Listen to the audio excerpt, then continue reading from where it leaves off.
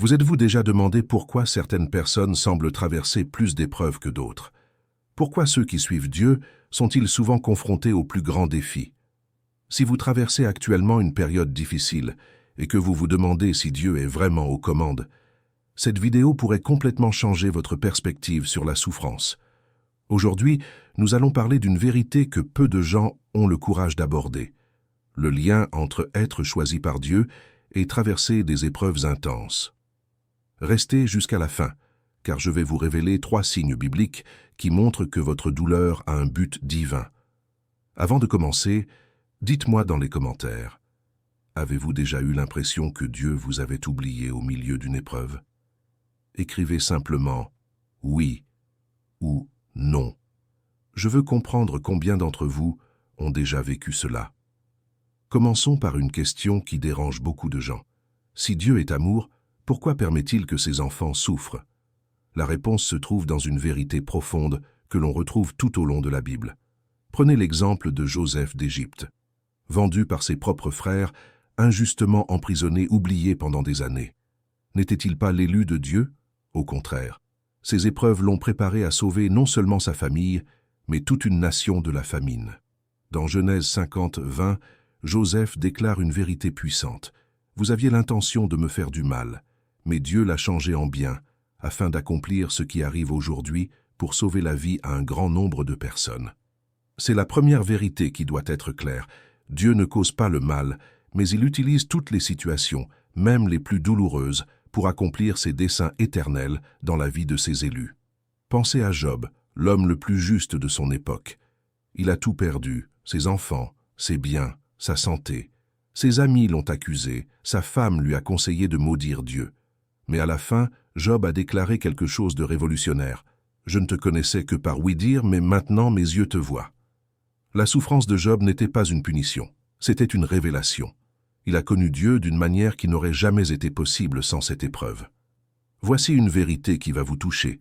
Les élus de Dieu ne sont pas épargnés par les tempêtes, ils sont équipés pour les traverser avec détermination. La différence ne réside pas dans l'absence de douleur, mais dans la présence de Dieu au milieu de celle-ci. Maintenant, répondez-moi sincèrement, combien de fois avez-vous grandi spirituellement pendant les moments faciles de la vie? Probablement peu. C'est dans les difficultés que notre foi est affinée comme l'or dans le feu. C'est sous la pression que nous découvrons ce dont nous sommes vraiment faits. L'apôtre Paul l'avait parfaitement compris. Dans 2 Corinthiens 12, 9, il raconte une expérience transformatrice. « Ma grâce te suffit, car ma puissance s'accomplit. » Paul avait une épine dans la chair, une épreuve constante. À 3 reprises, il a demandé à Dieu de la lui enlever. 3 fois, Dieu a dit non. Pourquoi? Parce que c'est à travers cette faiblesse que la puissance de Dieu se manifesterait encore davantage. C'est une leçon fondamentale. Dieu ne supprime pas toujours nos problèmes, mais il nous donne toujours la capacité de les surmonter avec victoire. Sa force se manifeste précisément là où nous sommes les plus faibles.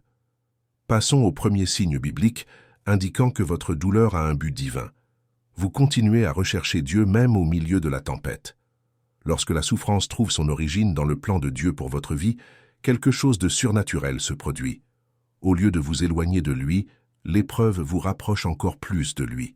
David en a fait l'expérience de manière intense, persécuté par Saül, vivant dans des grottes, dans une peur constante. Mais c'est précisément pendant cette période qu'il a écrit certains des psaumes les plus puissants de la Bible. Dans le psaume 23, 4, il déclare « Même si je traverse la vallée de l'ombre, je ne crains aucun mal, car tu es avec moi. » Remarquez que David n'a pas dit « si je traverse la vallée », mais « même si je traverse ». Il savait que les vallées font partie du parcours des élus de Dieu, mais il savait aussi que Dieu serait avec lui à chaque pas. Si vous traversez actuellement des difficultés et que cela renforce votre foi au lieu de la détruire, c'est le premier signe que Dieu a un desseau plus grand dans ses plans pour vous.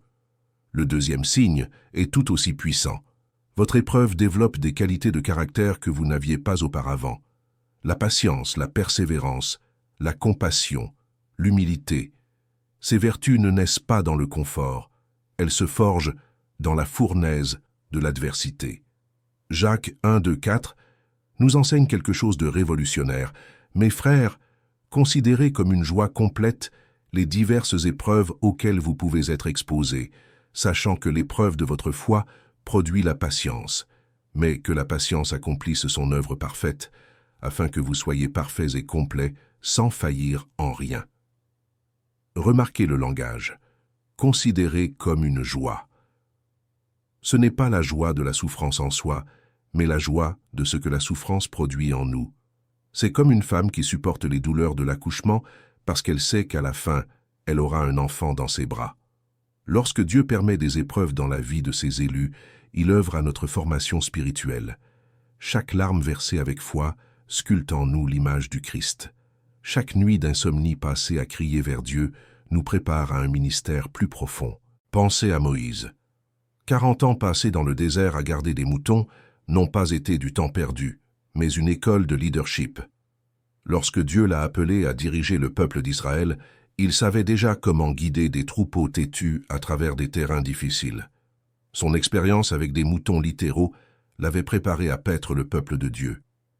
Si vous pouvez regarder en arrière et voir comment vos épreuves passées ont fait de vous une personne meilleure, plus mûre, plus compatissante, c'est le deuxième signe que Dieu utilise votre douleur dans un but plus grand. Voici maintenant le troisième signe, et c'est peut-être le plus marquant. Votre histoire de dépassement de soi est utilisée pour encourager d'autres personnes. Lorsque Dieu permet des difficultés dans la vie de ses élus, c'est rarement pour leur seul bénéfice. Il vous prépare à être un instrument de guérison dans la vie des autres.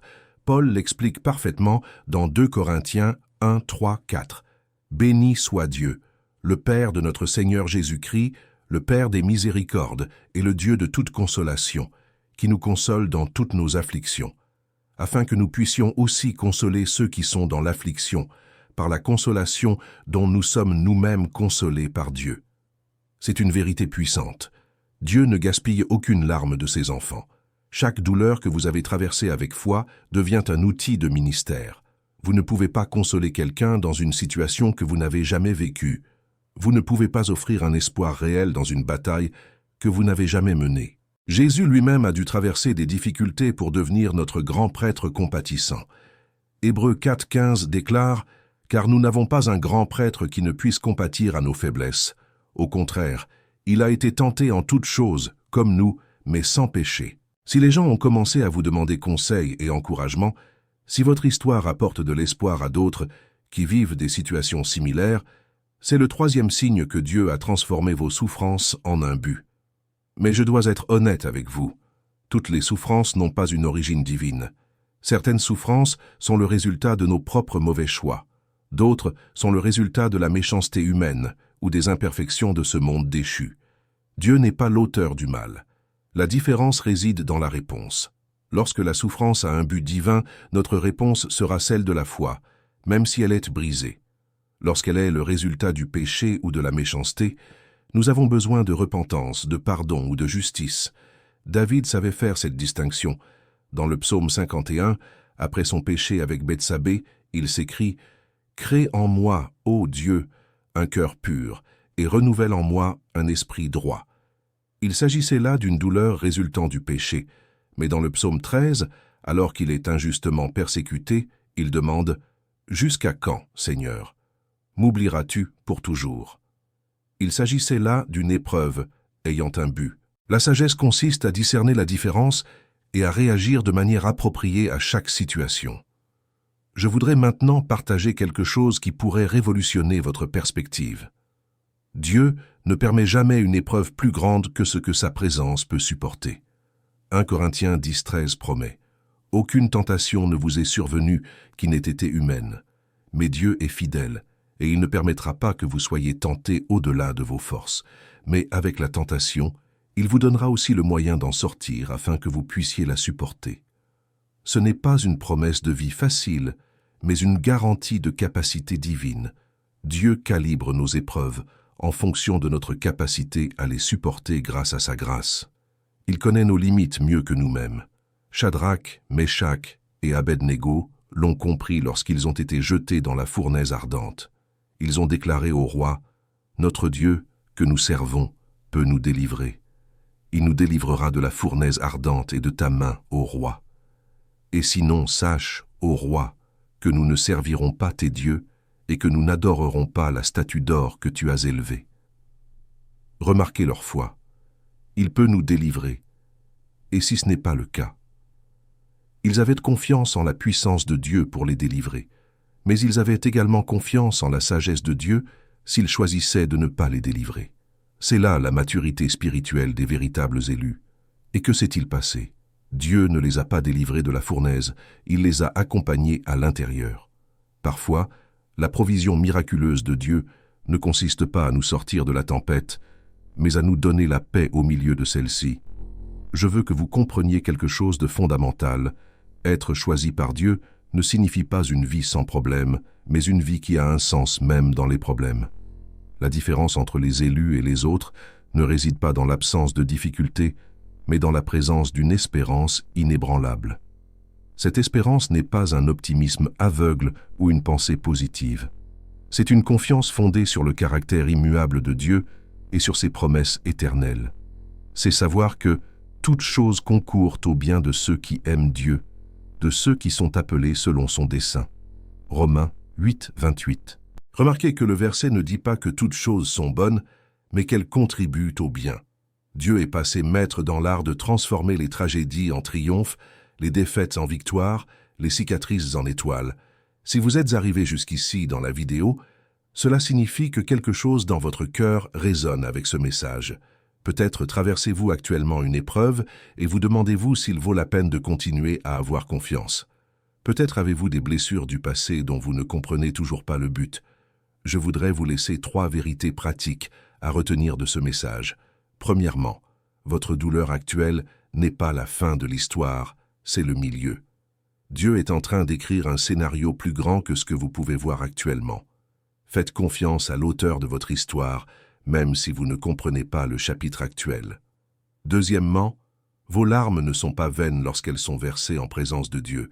Chacune d'entre elles est transformée en sagesse, en compassion et en onction spirituelle. Vous êtes préparé pour quelque chose de plus grand. Troisièmement, vous n'êtes pas seul dans ce voyage.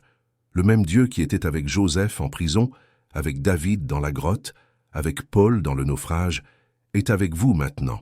Sa présence rend toute vallée franchissable. Avant de conclure, je voudrais vous lancer une invitation spécifique. Si ce message a touché votre cœur et que vous avez reconnu les signes que Dieu a un but dans votre épreuve actuelle, écrivez le mot « but » dans les commentaires. Vous n'avez pas besoin d'expliquer votre situation, déclarez simplement votre foi que Dieu est à l'œuvre dans votre vie.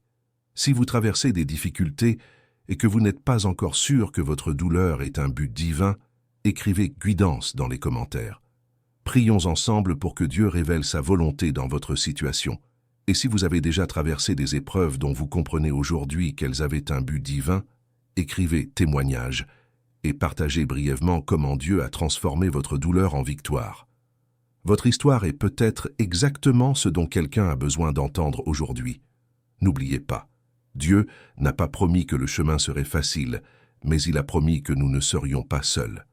Ces élus peuvent traverser la vallée de l'ombre de la mort, mais ils ne marchent jamais seuls.